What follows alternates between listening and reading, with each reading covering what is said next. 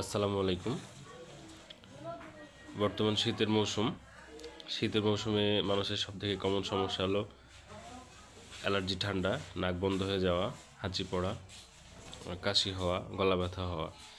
তো যাদের dust allergy আছে, ধুলাবালিতে যাদের সমস্যা হয়, হাঁচি কাশি শুরু হয়, তারা মাস্ক ব্যবহার করতে পারেন।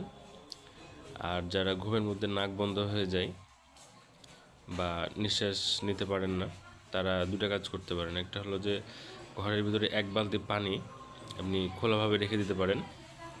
এতে করে আপনার যে আবহাওয়ার যে বাতাসটা আছে এটা ভেজা হবে, আপনার স্বাভাবিকভাবে আপনি শ্বাস নিতে পারবেন। বর্তমানে বাতাস শুকনো হওয়ায় আমাদের এই নাক বন্ধ হয়ে যায় অথবা গলা ব্যথা করে।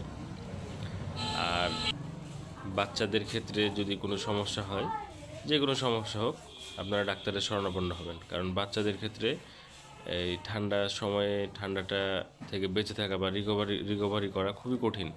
তাদের রোগ প্রতিরোধ ক্ষমতা কম, তারা এটা করতে পারে না। এই জন্য ডাক্তারের শরণাপন্ন হবেন। ডাক্তার দেখে সিদ্ধান্ত নেবেন যে তাকে কী ট্রিটমেন্ট দিতে হবে। আসসালামু আলাইকুম।